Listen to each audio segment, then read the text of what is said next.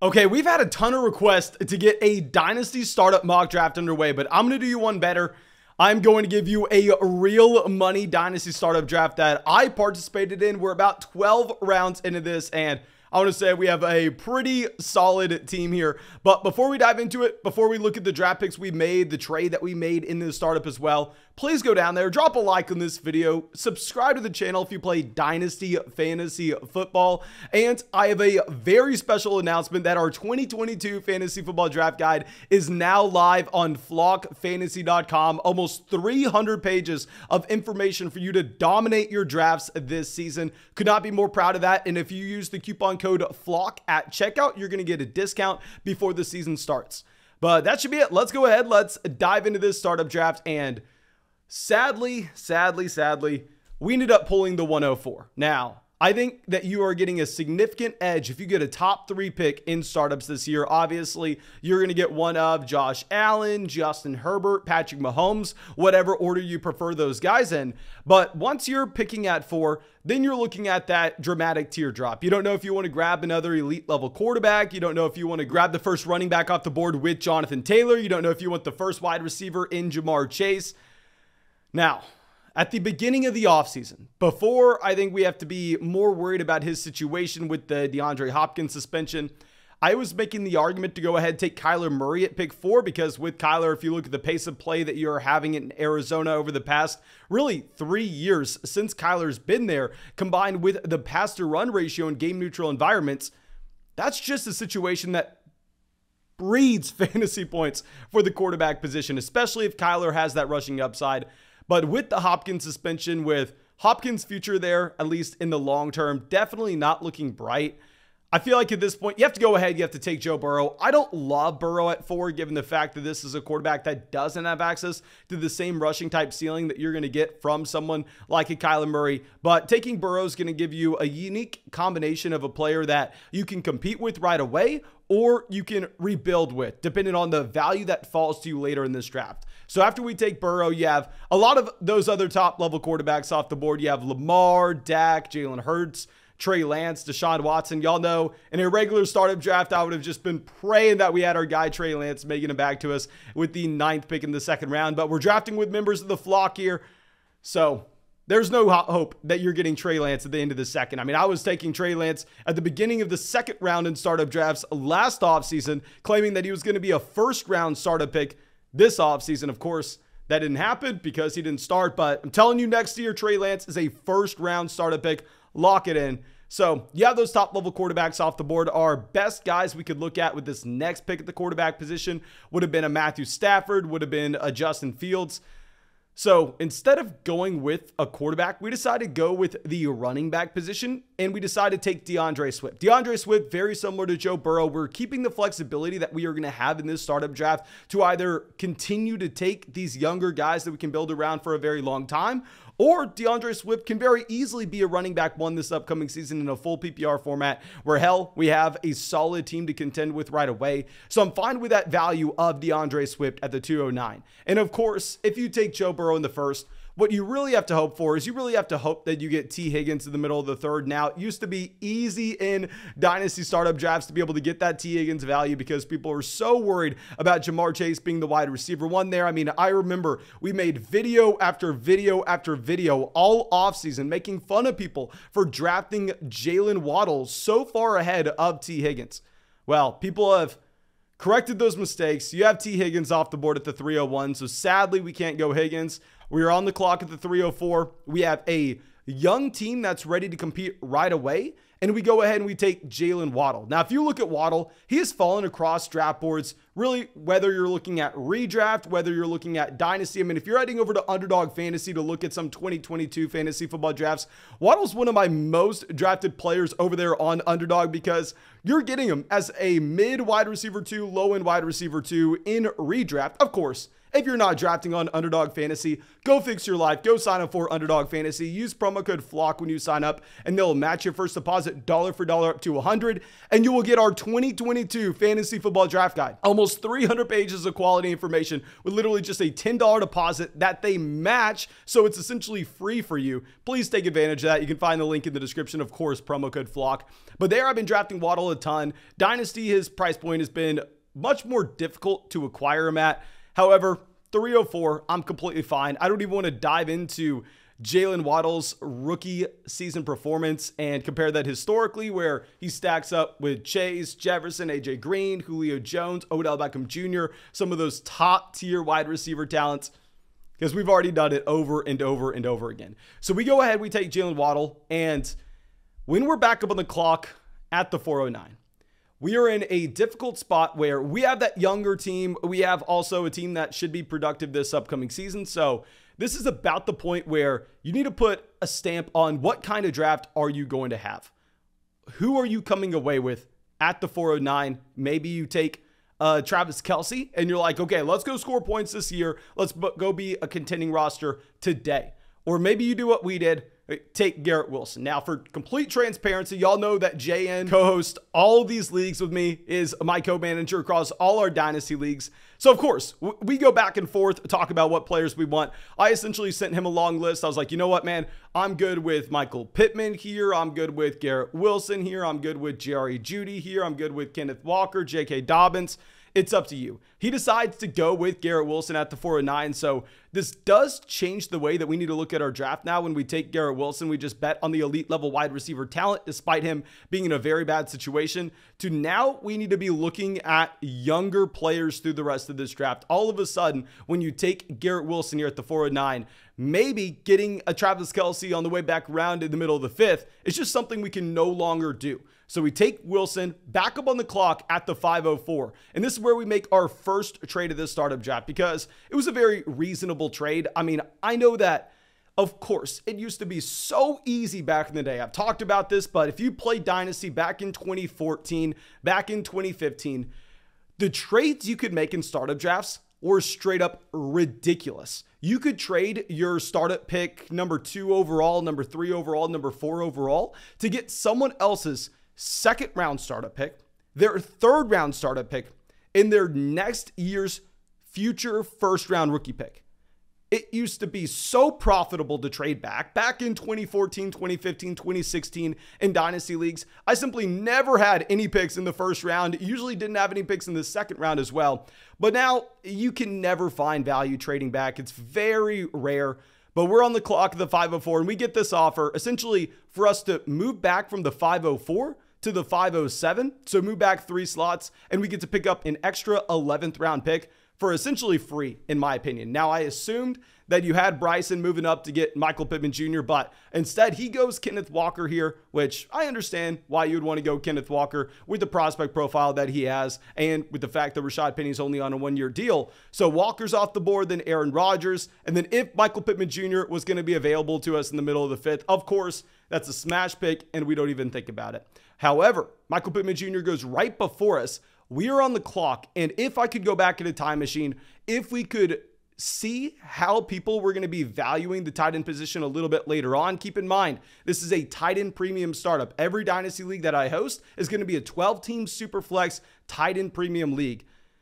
We have TJ Hawkinson sitting here at the 507. Now, I understand Hawkinson has been an inefficient tight end so far through his NFL career. However, he was an elite level tight end prospect, was the top 10 pick in the NFL draft. On top of this, with TJ Hawkinson, this is a tight end that has had back-to-back finishes as the tight end 6 on a points per game basis. So if I were to know what tight end value we are going to be able to find later on in a tight end premium format, we would have passed on Hawkinson here. I think with hindsight, with how this draft went, the correct selection for us when we took Jalen Waddle in the 3rd is we should have gone ahead and we should have stacked Jalen Waddle with Tua Tagovailoa. But you live and you learn. We are going to take Hawkinson. We're going to move on. And then at the 609, we're taking a wide receiver that, going back to what we were speaking on Underdog Fantasy right now, just for drafts in literally 2022. Underdog Fantasy is just redraft drafts. You have Rashad Bateman going in the 5th round. You have Rashad Bateman as a wide receiver that's going as a mid wide receiver 2, low end wide receiver. It's crazy. I'm never drafting Rashad Bateman over there because he's going ahead of guys like J.K. Dobbins. However, from a dynasty perspective, if we're looking at his long-term outlook with the prospect profile that he had coming out of school, with the fact that he checked pretty much every single box we would want to see, and he can be a top 24 wide receiver this year, it's entirely possible. When we have Rashad Bateman falling to us at the 609, we almost have to go ahead and take Rashad Bateman. Now, I think if you're looking at the running back value here, if you're looking at the tight end value with a Darren Waller, 100%, you could make the argument that Rashad Bateman's not the pick. You should make the argument that, hell, maybe you need to go and take Alvin Kamara instead. However, we need to look at the texture of this team. I'm not going to be worried about how our team looks in terms of, oh, we need an extra running back. We only have one running back. Yeah, no, that's not what matters in my opinion. What matters is looking at if you're constructing a rebuilding roster for 2023 or if you're constructing a win now team. And when we take Garrett Wilson at the 409, when we don't have a player older than 25, I'm pretty sure, it would be hard for us to take a pure contending asset with Alvin Kamara here at the 609. So instead, we do go with Rashad Bateman. And then in our next round, we're going to be looking at some other wide receivers. I think wide receivers are definitely the value at this point of the draft. And this was another one. I mean, we just go back and forth with JN. Of course, he has his own reasoning, but I said essentially, yeah, Devonta Smith, Hollywood Brown, Darnell Mooney, they're all the same for me. You pick who you want. That's what we'll go with. He ended up going Devonta Smith. Of course, I don't mind Smith here at all. This is a wide receiver that put up one of the best collegiate seasons of all time 2 years ago at Alabama. Pairing him up with his college teammate in Jalen Waddle here. Obviously not a great situation going forward. Now, this goes back to what we were speaking on with the tight end value that fell in this draft. If we could get back in that time machine, if we could fix this, and look at where people would value the tight end position in a tight end premium format, and we would know that you had Dalton Schultz making it to the 705, am I going to be taking TJ Hawkinson over Tua Tagovailoa earlier in this draft? No, we're not doing that. Instead, we're going to go with Tua in the 5th round, and then instead of taking Devonta Smith over Dalton Schultz later, we're going to take Dalton Schultz at the 704, despite Dalton Schultz being a much better redraft asset than he's going to be for Dynasty. I mean, right now, at the time of this recording, doesn't look like the Dallas Cowboys are going to give that extension to Dalton Schultz. Looks like he will be playing here this upcoming season. And then after that, we don't exactly know what will happen. But of course, you can't have a flawless draft. You're just trying to draft better than the 11 other guys in your league. But going to the 8th round, this is where I actually am most hyped about the value we just got. We already have that young team, as we said. I mean, we take Garrett Wilson in the 4th. Everybody that we have on this roster is just young. The one player that was drafted 2019 or before was TJ Hawkinson. Pretty much this entire draft is players from the 2020 draft class, the 2021 draft class, and 2022 with Garrett Wilson.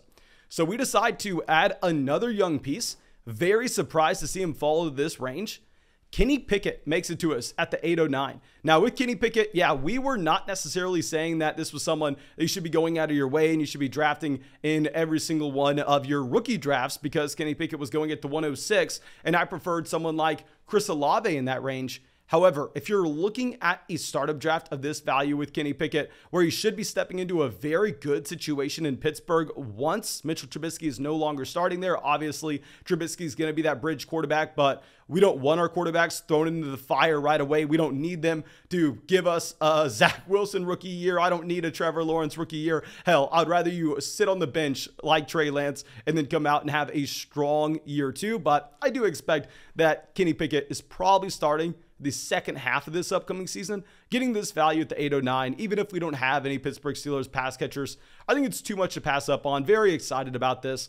And then going down to the 9th, we are going to be taking Brandon Iuke. We're looking young. We are looking at those younger assets. So I told JN, I was like, you know what? I'm fine with Iuke. I'm fine with even a Jahan Dotson. Going to be up to you. I know some people may make the argument. Mason, you already went ahead. You bet that the Pittsburgh Steelers passing offense is better than expected. You already bet that it does outproduce what people are taking at ADP with your Kenny Pickett selection.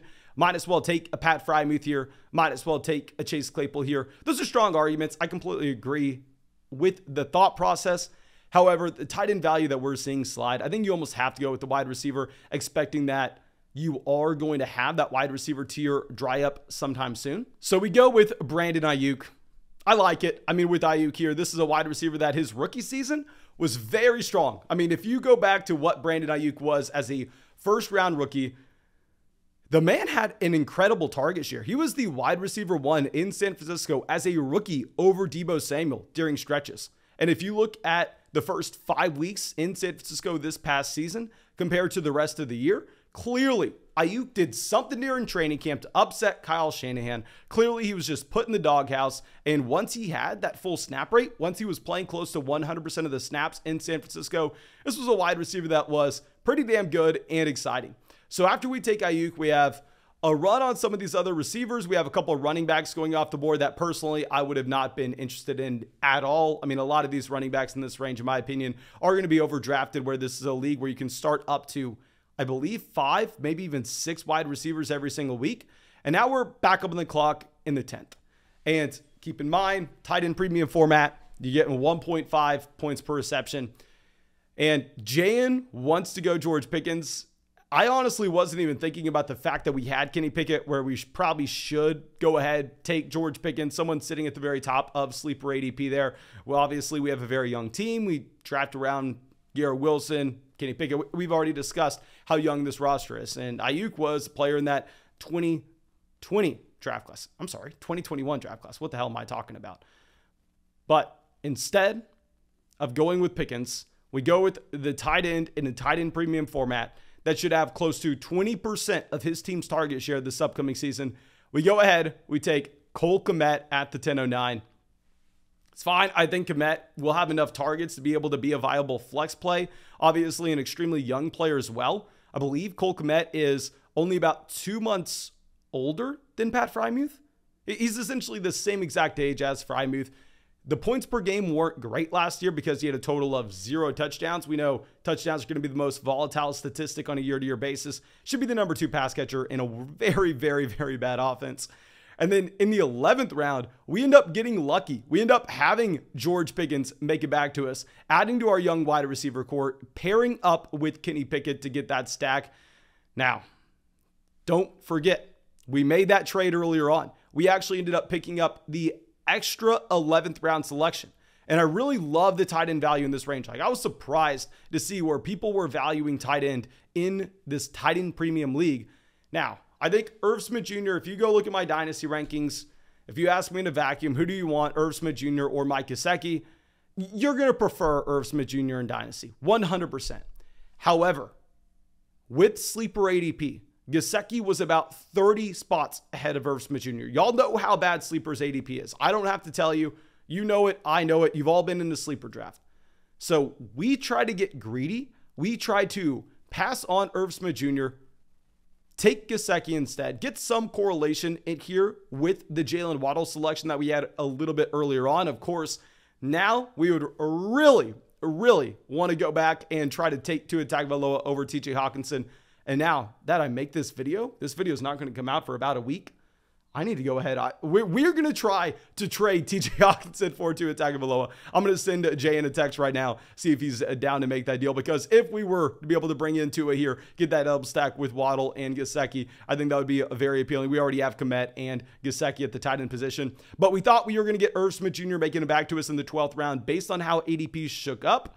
So we decide to go Gesicki. However, we are drafting with members of the flock. We're drafting with very sharp individuals. So Irv Smith Jr. does indeed go, despite his sleeper ADP being way messed up. Looks like people went down there. People did some digging to see him buried way too low.